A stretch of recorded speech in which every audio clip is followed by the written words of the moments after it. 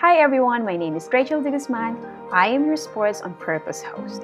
On this vlog, we will be spreading awareness on the most valuable life lessons learned and wisdom gained from playing, coaching, and participating in sports by bringing the most fascinating conversations with some of the most inspirational and insightful sports personalities in the country. For this episode is a world-class ultramarathon trail runner, a medical technologist, and a college professor. She has competed in the most prestigious races such as the hardcore 100 miles trail race in the Philippines and the MesaStila 5 Mountains Challenge in Indonesia.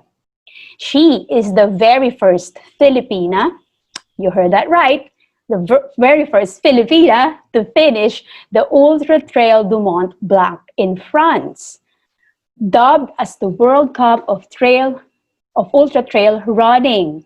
Wow! I'm so excited to introduce my special guest to you this afternoon. Without further ado, one of the Philippines' national treasures, Miss Majo Liao. Hello, good afternoon, everyone. Welcome to Sports on Purpose, Majo. Thank you for inviting me, Miss Rachel. Hindi ko din masyadong naya ako, actually. How are you doing po? Okay naman. So far, medyo busy lang sa work since matatapos na yung semester. Pero, yan, konting tumbling na lang is Malapit makakabakasyon na din sa wakas. Yes, malapit na. It's been a very full semester. Yes. I know you know that, Miss Yes, Rachel. yes, very Ang strange. hirap ng sitwasyon natin sa academic. It's very strange and challenging year. Begin my interviews with a quote. I got this quote I read this quote from one of your interviews. You cited a line from one of your favorite movies entitled The Point Break. And it says, nature will always find a way to make you feel small. Why is this line so meaningful to you? Or why does this resonate with you? Okay. So, since what you said earlier, so I am into trail running and I started the outdoors talaga in UST Mountaineering Club. That is why early din ako na-exposed outside.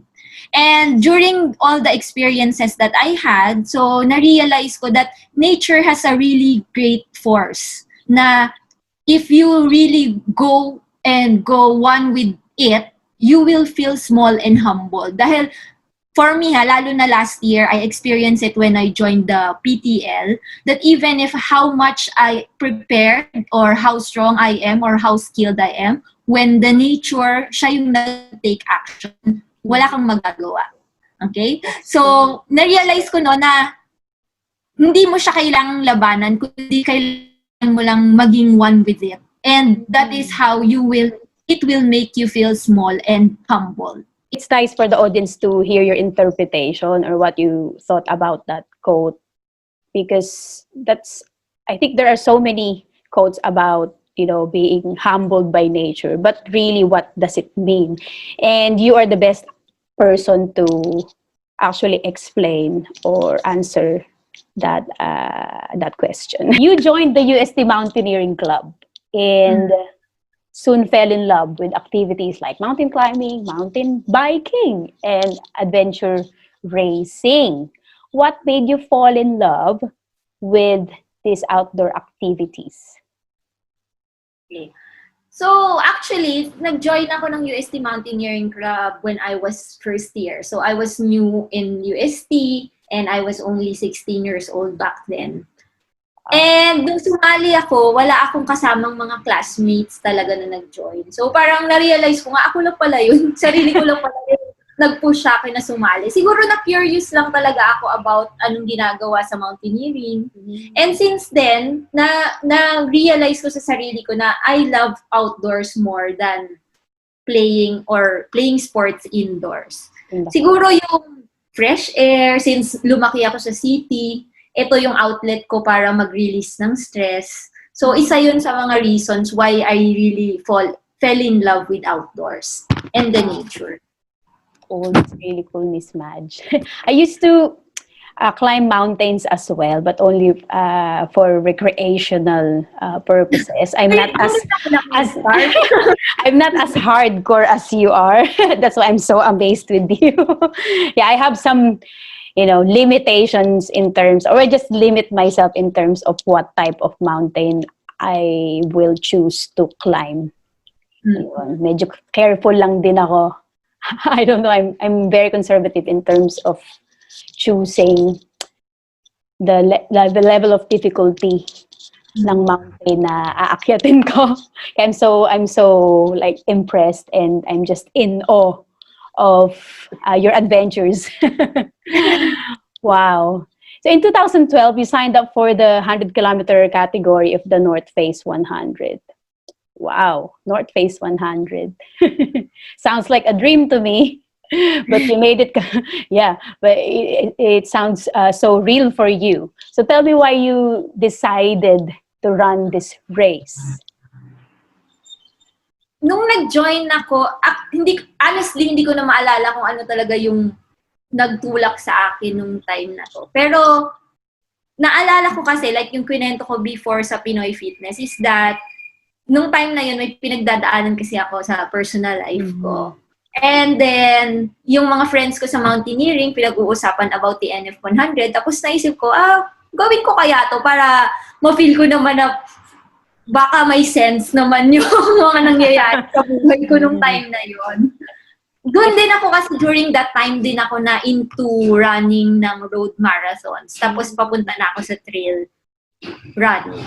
Cool. So and then yun, nagkayayaan lang kami ng mga friends ko sa UST Mountaineering Club na mag-join kahit na wala talaga akong preparation noon. And syempre, wala pa akong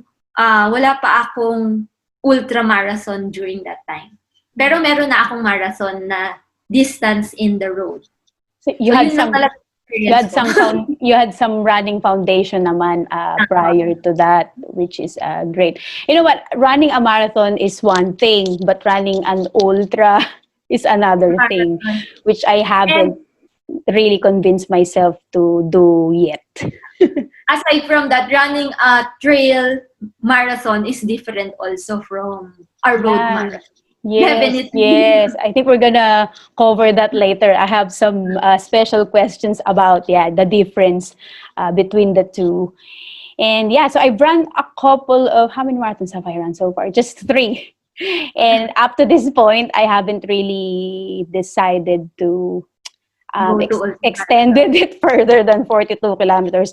Maybe because I still engage with explosive high intensity sports like touch rugby. So I'm not really ready for. Yeah, every once in a while I still do play that. I join a tournament once a year with my Isla Touch Rugby teammates. It's all women, an all-women team. So but it's running an ultra is really on. It's really on my bucket list. So hindi na yun mawawala. I think sooner or later I'm gonna go for it. You consider yourself still a newbie the time you joined this North Face 100. How was the experience? How did you handle the extreme weather conditions? Actually, nung time na yun, yung weather, hindi siya problem. And that DNF 100 is my first DNF. I didn't finish that ultramarathon. Bukod sa, syempre, first ko siya na ultramarathon, tas wala naman akong ganong preparation. Ang preparation ko lang is mountaineering, yung mga climbs na ginagawa namin. And during that time, na-cut off ako sa 75th kilometer. Oh, that's a lot already. 75th kilometer. As in, konting-konti lang. Hindi ko lang namin na maabot. Kaya lang pagdating namin doon sa tower, sakto, nag-cut off na sila. So, wala na kami. So, yun yung first experience ko ng ultramarathon and first TNF 100 ko. Yeah, but you know what? It says a lot about your courage and your personality in general. It's, 42, even 21K sounds so intimidating to me, and I think to other people. But you, just after a couple of road marathons, you've signed up for not an ultra trail running event. So wow, that in itself Actually, is super hindi naman admirable. hindi talaga siya na advisable na gawin. So, that's really crazy. Hindi ko siya ma-advise na gawin sa iba. Siguro talagang medyo malala lang yung utak ko nung time na yun. Kaya, No, that is hindi naman trauma. yeah, that is also, well, it's not the overall experience wasn't positive, but I think myself and the rest of the audience can actually learn from that experience.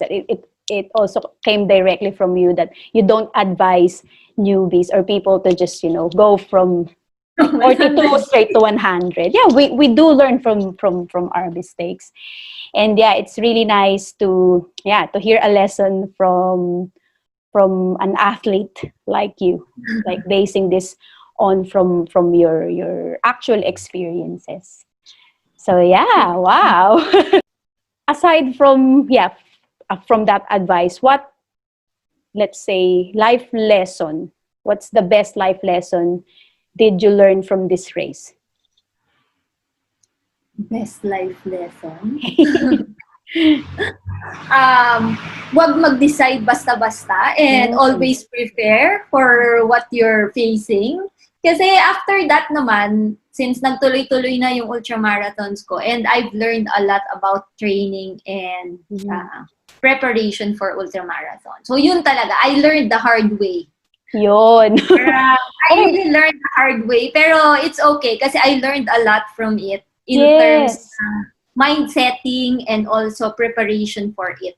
Yeah, exactly. If that didn't happen, if you didn't make that mistake, you're not gonna be, I think, the amazing person and athlete you are now. Yeah, because I encourage my kids or my students to make mistakes and don't be scared to try. The most important thing is that you try, and along the way, hopefully, you discover something about yourself and you learn more about life in general, not just learn about the subject that you're trying to study. So there, wow, see, I'm gaining a lot from you. Yeah, thank you for being generous in terms of sharing your experiences. So let's go to the difference between road and mountain races. Okay, in terms of, well, how are you going to differentiate road running from mountain or trail running in terms of how you handle a certain race, or literally just how do you race them, and also how do you prepare for both, or how do you train for both? Okay. So, it depends kasi, lalo na for me, I do more on long distance, both on the road and trail. So, hindi ako ganun ka-super fast talaga, masasabi ko sa road. Even in the trails din. And I excel more in longer distance. The more I suffer, the more I think I can push more. Your pain tolerance must be like extremely high. Medyo tumaas na siya. Wow. Not medyo, like super taas. Sa totoo lang, pareha sila mahirap. So, sabihin na lang natin, ang comparison ko is a road marathon and a trail marathon. So, how do you prepare for it? So, for a road and a trail, you need to do intervals. But the difference is, of course, I'll take note of that. Sa road, pwede kang mag-training sa road lang. I mean, sa road ka tumakbo. But when you are racing for trail run, of course, you need also to train sa that type of terrain. Yes. Kasi in a road run, you can just, pwede kang mag-autopilot na dire-diretso lang yung cadence mo. But compared to trail running, hindi ka pwede mag-autopilot kasi madadapa ka eh. So, yun yung isang difference nila. And then, in compared to a road run, actually, mas napapagod ako sa road marathon.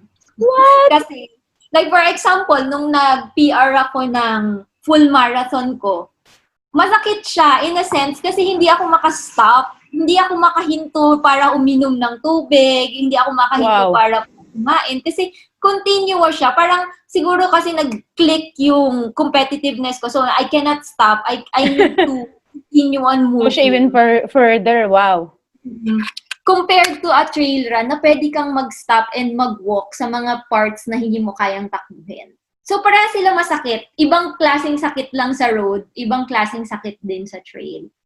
Wow. Sa trail kasi marami ding muscles involved. And same din with the road. Actually, for the road run, kung may PR ka na gusto ma-achieve, puro fast twitch muscles yung kailangan mo pagganahin. Pagganahin, yes. I couldn't agree more with you. Hindi ko pwede masabi na mas madali sa road compare sa trail. Kasi depende talaga sa perspective mo anong gusto mong ma-achieve. Pareha sila mahirap. Kasi kung gusto mong maka-achieve ng 3-hour marathon, then mahihirapan ka talaga. Wow. Masakit din talaga siya. Pero syempre, hindi ko pa nagagawa yun. And I like that you said na they're both challenging and difficult in different ways. Oh, kasi some people might think na, trail running is definitely a lot harder than road running because of...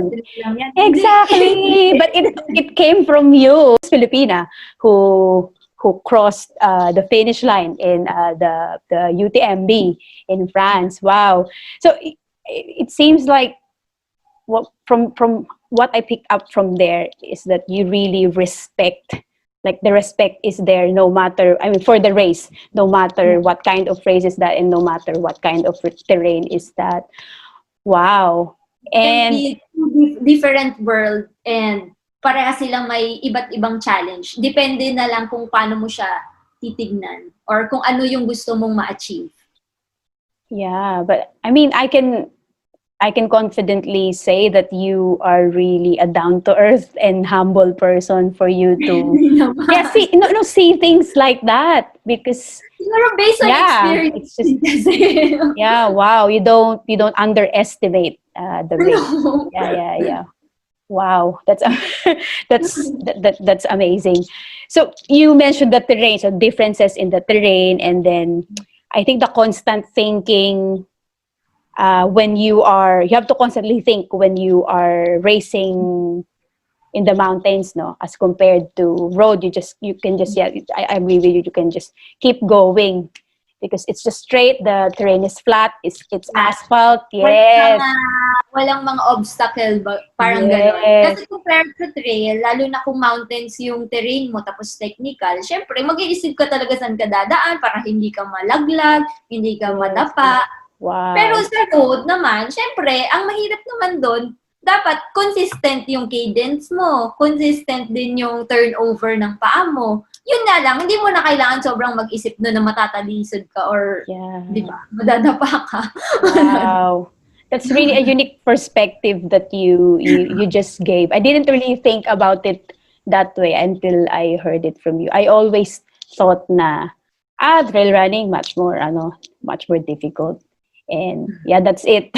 I'm close-minded in terms of the level of difficulty of a trail run and of a marathon. But hearing it from you really gave me another perspective. Yeah, wow. Okay. Miss Majo, since you are from the medical and you're a medical technologist and you are also an educator in the tertiary level, let's talk about a bit of science. Okay, since we're talking about medical field, how scientific can you be in terms of your training and racing? Honestly, I'm really not that scientific person. Mm-hmm. As in, compared to other athletes, kaya nga hindi ko kino-consider talaga na yung level ng pagka-athlete ko is somewhere there. You're kasi so humble. Wala akong sinusunod na, wala akong structure talaga na sinusunod. By feel na training lang. Though, I'm asking for help from my coach friends and nag-a-ask din ako syempre sa ibang may experience and also I read books. Pero yung talagang scientific na, dapat ito yung tatakbuhin mo ngayong araw or ganito yung intervals na gagawin, hindi talaga ako ma-follow na tao. Siguro yun din yung kulang ko kasi hindi ako nagpa-follow sa structured training. And yun din minsan yung naiisip ko, paano kaya pag nag-follow ako ng structured training? Ano kayang mangyayari? Yeah, like Pero paano sa pa? kasi, hindi ko siya maano sa schedule ko din. Tsaka siguro sa gusto kong gawin. So yun pa yung kulang ko na kailangan kong i-improve in the future. Hmm. In other words, hindi talaga ako scientific na training kahit na though may advantage na nasa science field ako since naiintindihan ko pag ganito yung nafe-feel ko, anong problema or ganitong muscles yung kailangan kong palakasin. Pero in terms of training, hindi ako ganun ka-scientific compared to other athletes. That's okay. There's nothing wrong with that, and it clearly has worked for you. Yeah. So yeah, that's great that it has worked out really well for you. Actually, na-amaze ako sa mga tao na kayang mag-follow talaga ng group. Yeah. Kasi Like hindi ko kayang mag-follow. yeah, like there's a formula, right? Like today, just 5K tempo, then tomorrow, 12 kilometers. Ang amazing talaga nun. Ang amazing ng discipline ng mga tao na kaya. Like si Jael, ang galing niya mag-training talaga. Wow, very disciplined, yeah. But you're also obviously you're a very disciplined person and a committed, consistent athlete for you to be for you to reach this level of success and for you to achieve so many athletic goals. Yeah, but just curious, whenever you prepare for an ultra, how much running do you do in a week? It depends on what distance. Like for example, if you're doing 160K, siguro dapat at least 80 to 120 ka a week. Lalo na kung pa-peak ka na malapit ka na sa race mismo. Mm. So yun. So sisingit ko talaga yun sa time. Wow. na in a week na at least maka 20K ako ng weekday, parang gano'n. Yeah, but since you're living in Metro Manila, how do you where do you run? Like where do you train? Because most of the races you join are in the mountains. Pag malapit na yung mga races, like I stay sometimes in the house near in Marikina, going to San Mateo, where the roads are very hilly. That's why I don't need to go outside Metro Manila to train.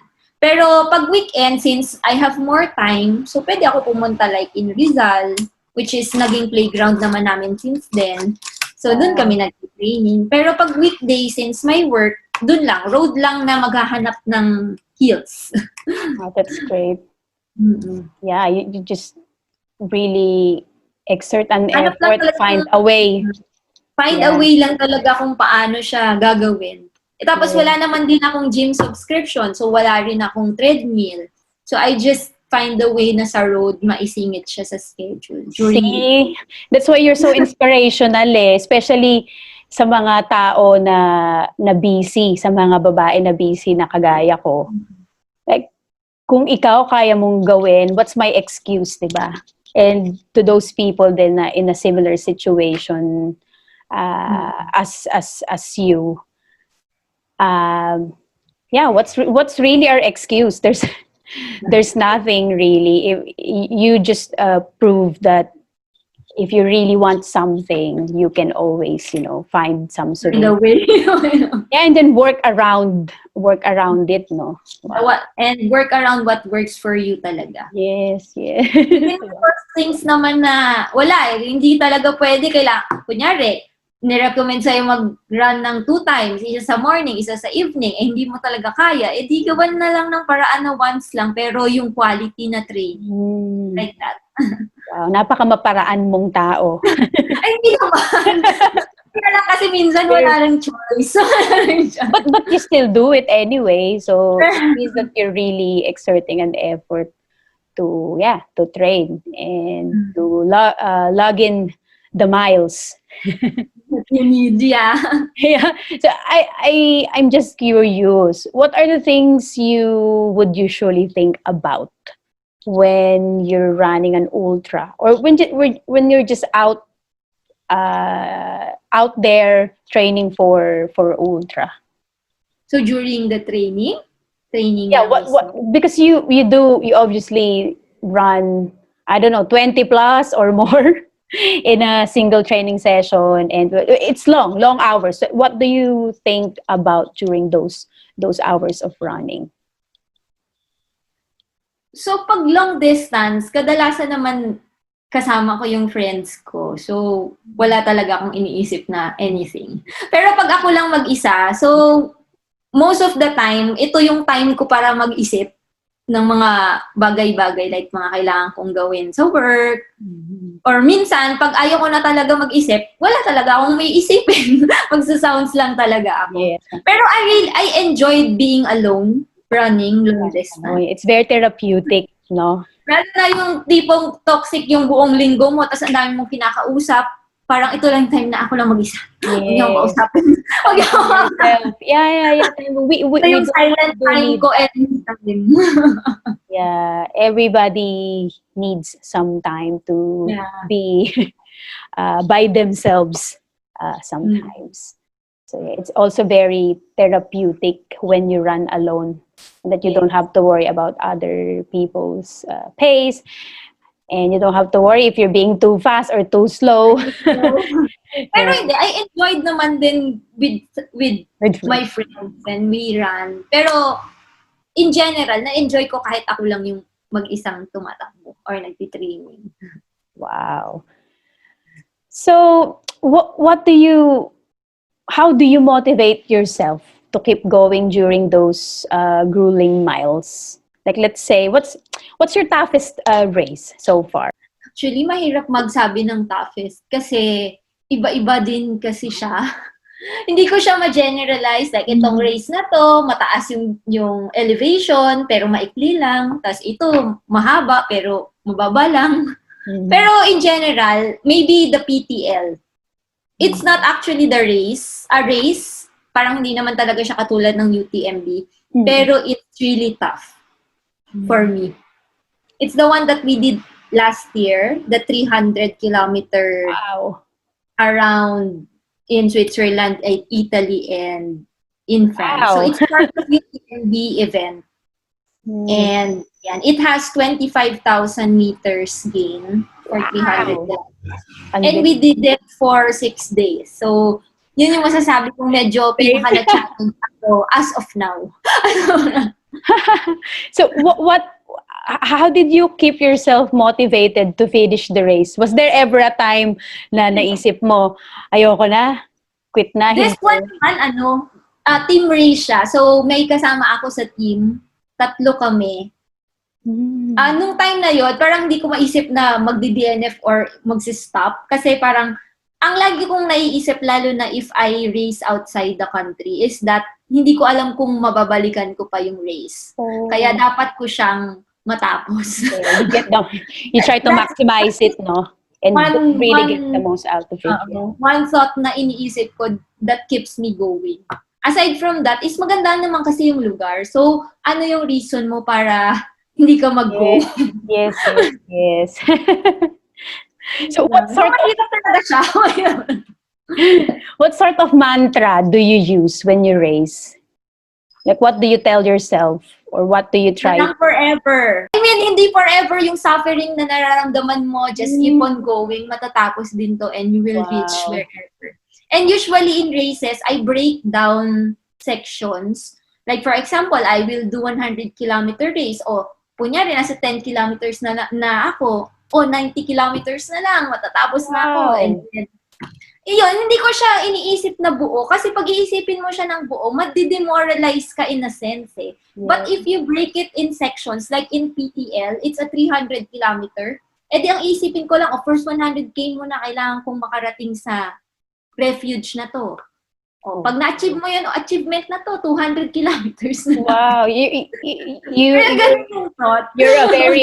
very optimistic person, no? Kasi mag-iisipin mo talaga na 90 kilometers pa, ay, madi-demoralize ka talaga. Yeah. And I like that you said that in your mind, you have to break it in sections. So that it will feel and sound like it's manageable to finish. Wow. Oh, you heard that, folks, ha? Break it into sections when you're running 42K or 21K. Ginawa ko yun sa 42K. Parang, first aid station, about aid station, ilan na yung minus ko. Parang ganun yung thinking. Kasi pag inisip mo talaga siya as a whole, ma-overwhelm ka eh. Parang, yes. 100 kilometers pa to. Yeah, that's actually the word, no? Yeah, you will feel overwhelmed. It's overwhelming. Oo. Yeah, I agree with you. So we're gonna go beyond running for now, and we'll talk about volunteerism. So as I mentioned earlier to you, I've been stalking your Facebook. So I saw there that you volunteered for COVID-19 testing to help in the facilities, catering the specimens of the patients. So why is giving back through volunteering important to you? During that time kasi, nung nag-volunteer ako for COVID testing, it's the start of quarantine. So, medyo mataas talaga yung cases sa atin noon.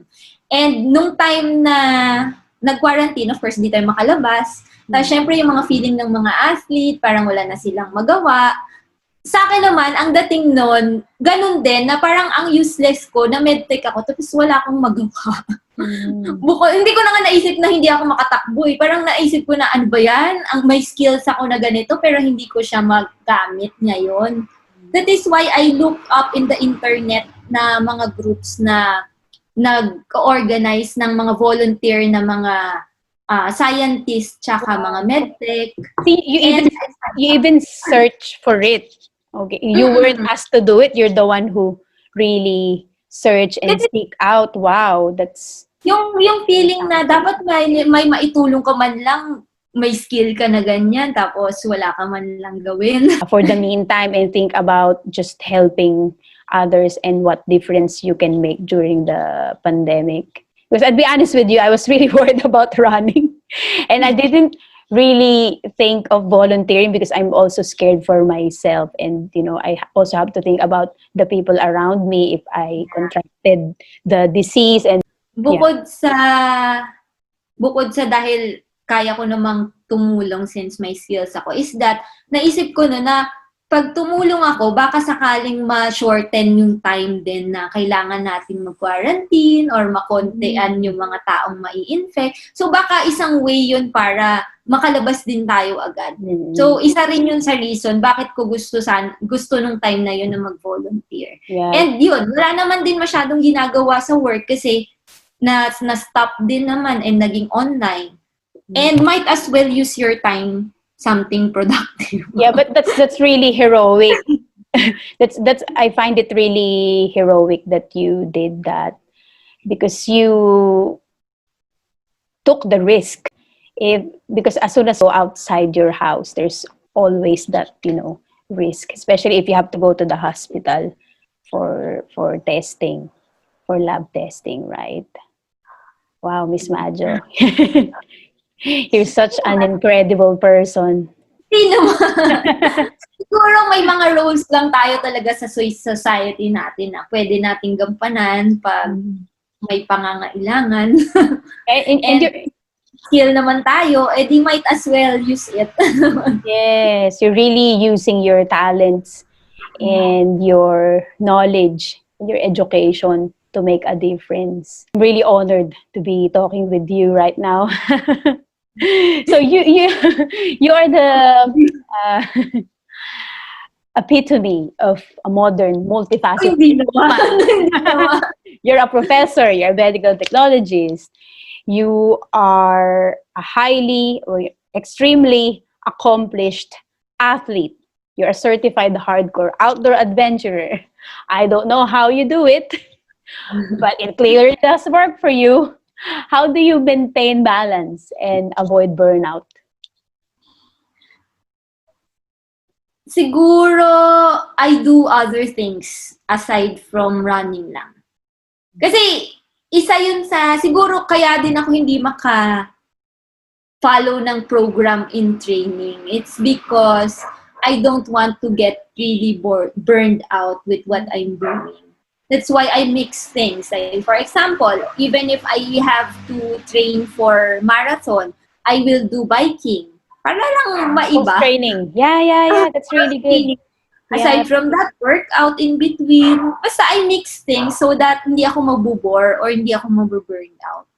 And there's also some benefits we can gain from cross training, like what you've been doing, mixing things up. You get to use the muscles that you don't normally use when you run, right? So that's really a great advice. I just realized now. Yeah, we do need. It's important to cross train, okay, to avoid burnout and injuries, overuse injuries. Yeah. What are the aspects of trail running that translate to other areas of your life? And how does trail running help you become a better person? In general, trail running, kasi for me, trail running makes me feel, or the trails itself makes me feel humble. Na hindi ka, porket medyo malakas ka compared sa iba, is ikaw na yung pinakamalakas. Kasi pagdating mo sa labas, hindi mo alam kung anong mangyayari sa'yo. Yeah. So it makes your feet on the ground. For me ako, ganun yung nafe-feel ko. Aside from that, trail running, nagtatranslate into work ethics din for me. Kasi you get your job done, kailangan maayos, and then you get disciplined in things that you do. And hindi pwede yung yan lang yun. Dapat best effort ka din, katulad pag best effort, yeah. I can totally relate because I've always been a hard worker, but iba when I started running, I felt like my focus has gotten so much better, the focus, and also I tend to just always give it all, like all, without holding back. Like when I'm tasked to do something, I make sure that, I give it my all and I gave my best shot. Probably because, that's what running made. Yes, me, yeah. So I can totally relate to the example or to the answer that you gave. Wow. Aside from that, syempre, you get your things organized sa work kasi kailangan mong matapos to kasi kailangan mong gawin to after. Yes. So hindi ka malilesen yung procrastination mo kasi may ibang bagay ka pang gagawin. And it's been established sa'yo na I have to get things done. Yeah. Nagtatranslate siya sa ibang areas of your life. Wow, that's great. So what was the biggest obstacle you had to face or overcome in terms of your running career? And how did you deal with it? Obstacle? Actually, wala akong maisip na greatest obstacle so far. Kasi, I'm grateful na wala pa akong nagkaroon ng major injuries. Mga DNF, meron. Iilan. Pero hindi ko siya kino-consider na greatest obstacle din. Kasi learning experience din naman. Yes. Wow. Wala akong maisip. Actually, wala akong maisip talaga. No, it's okay. Your outlook is just amazing. It's really a matter of perception. See, some runners, if they DNF, masama na loob, no? They are really having a hard time to recover emotionally, psychologically. But when you said it, it seems like, this is a learning opportunity for me. And there's really nothing to be ashamed of if I DNF because it's not, the time wasn't wasted because I learned from it. Have you ever come across or experienced gender biases or discrimination throughout your running career? I'm just curious because we're both women, and it's a man's world still. the sports in general. So have you ever experienced any gender Sila bias? lalo na sa trail kasi majority pa rin is men ang sumasali. But then, sa running, hindi. Wala akong na-feel na discrimination or any bias. Pero in one event that I've joined before, it's a run bike event na trail. Ano siya, team race siya. So, ang ka-team ko is lalaki. Then, may isang tao doon na spectator lang ata yun doon sa area. Before mag-start, parang tinanong niya ako, sigurado ka ba? Sasali ka? Wow. Oo naman po. Tapos in the end, at the end of the race, so we landed on the top 10. Wow. And that wala yan sa gender, no? Siguro kasi mga bata nun. Na-feel ko na porket babae ako, minamaliit niyo. Yeah, and really, that's why I think you're an incredible role model to me, to, you know, the women around you. Well, not just women, but also men. It's because you're able to teach or affect social change by, you know, by just doing what you do best, and that is competing and running. And I'm pretty sure whoever that person was, who sort of belittled you, is now able to understand better that gender is really not an issue when it comes Kasi to mas participation. challenge nga ako pag ginaganon ako eh. Parang, kaya mo ba? Bakit hindi? Bakit hindi? Bakit naman? Exactly, because you're such a strong person, and not all people will react that way if they hear something, or if they hear someone judging them straight away, or someone who doesn't really believe in them. They just, you know, tumitiklop sila and they just give up and they listen to those distractions. And that's why you're great, because you have this really tough mindset. Yun din yung gusto kong ma-share din sa iba na, yun, huwag kayong makikinig sa sasabihin nila. Yes. Kasi, you heard that, guys. Yeah. Huwag makikinig. Na-prove ko na tsaka nakakita na rin ako na maraming times na women talaga can really excel and even excel men. Wow. Hindi man sa lahat ng sports, pero we can really excel. Yes, we can really compete. Na tayo. Yeah. Maliitin. Yeah. Women are strong, not just, you know, physically, emotionally, and mentally as well. Yeah. And thank you for, you know, representing that kind of strong woman that you are. Because as I keep telling you, you inspire so many people. Not just me, but so many people. Men and women, young or old. Young and old. So one of your dreams is to make Filipina trail runners known on the world stage. I've read this, if I'm not mistaken, in your Pinoy Fitness interview. Or I read it on a blog. Okay, and you did so. You achieved that dream. I'm just curious, are there any running goals you still want to achieve in the future? Running goals? Siguro I have running races na gustong masalihan. Yung running goals in general, nandun pa din yung gusto ko maka-PR ng sa marathon, ma-improve compared. Oh, wow. Pero medyo mahirap kasi, ang hirap mag-training eh. Pero running races na mga goals, meron pa rin naman. Like, more on outside eh. Kasi parang ngayon, parang gusto ko na lang tumakbo sa mga places. Ay, gusto kong mapuntahan yung mga places na may mga races and explore yung places na yon through running or even biking. Meron pa rin naman. So, pero in terms of time, na running goal na time, parang hindi ko pa siya masyadong maisip ngayon. That's okay. It's more on the places you want to compete in. Yeah. Yung mga naiisip mo na gusto mo pang gawin. Like in terms of trail running. Tama po? Tama. Pero sa marathon, of course, nandun pa rin talaga. Gusto ko ma-improve yung marathon time ko. Kasi goal din namin ng mga friends ko yun. Pero hindi ko alam kung kailan. Kasi parang next year, marireset na ulit. Marireset lahat yung body para sa training and everything. So, tingnan natin next year. Yeah.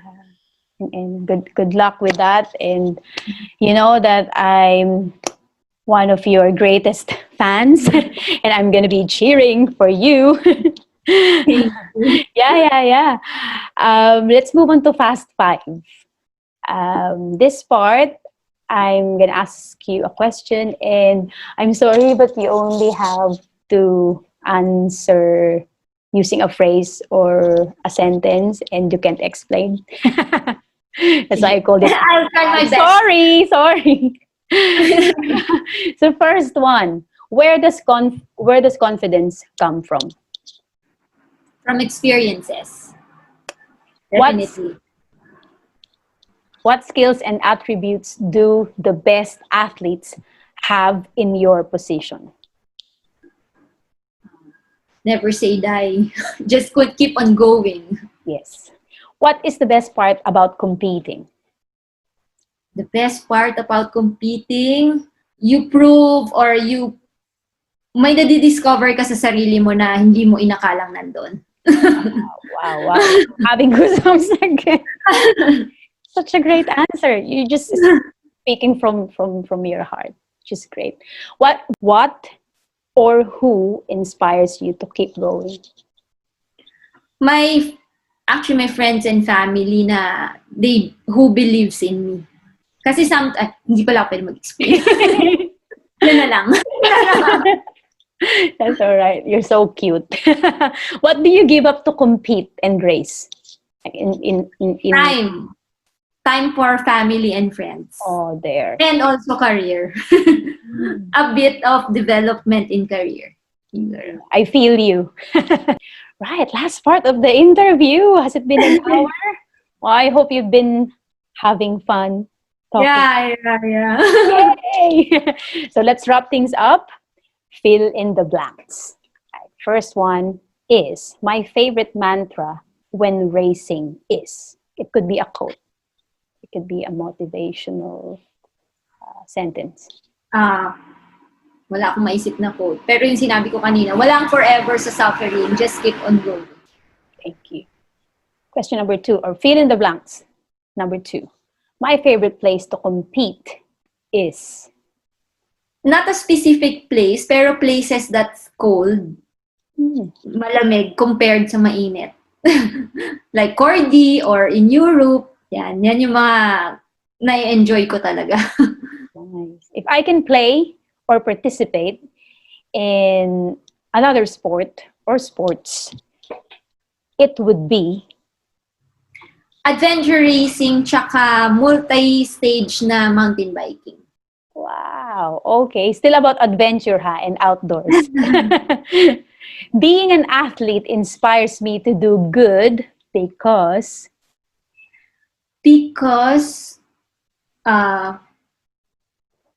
there are kids who are looking at me, and I want to prove them that women can do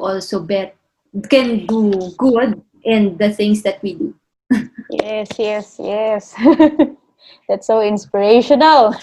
My message to aspiring women athletes or existing women athletes out there is? Siguro pinaka-message ko is, huwag tayong ma-insecure kahit na yung mga kasama natin sa races is puro guys. Kasi based on experience, kayang-kaya natin silang tapatan or even excel sometimes. It's possible, Miss Majo. Yeah, it's possible. Yeah. Na, kahit na kunyari, sabihin nila, babae ka naman, hindi mo kaya yan. Yeah. Prove them wrong. Exactly. Prove them wrong. Yes. And you are your only limit, right? When you tell yourself that I cannot do this, well, definitely you're not going to be able to do this. Yes. So, huge thanks to you, Miss Majo. Thank It's been an you. incredible afternoon. Sana may napulot kayong something. Ang dami, ang dami. Thank you so much for giving up your time, sacrificing your time, and for your generosity to be here with me and share your. Thank you. Thank you also for inviting me. Thank you so much. I couldn't be more grateful. So, Miss Majo, do you have any last words for our audience? Thank you for listening. Sana may napulot kayong aral. Do not be shy na tanungin din ako personally if may question. Yay! So yun, hindi ako nahiya, kaya I was able to invite you here. So yun, sabi ko kanina, kinapalan ko ang aking mukha, natanungin ka. And you said yes, that's why I'm so grateful. And I still couldn't believe that I just, interviewed you. Thank you for the invite. Yay! So how can they connect with you? So I'm sure this video will reach people who are, are also outside the running community. So if they, I think they're already inspired by your words of wisdom. How can they connect with you? They can PM me lang naman sa Instagram or Facebook. Yeah, so I'll just indicate your Instagram account on the video. Wow! Wow!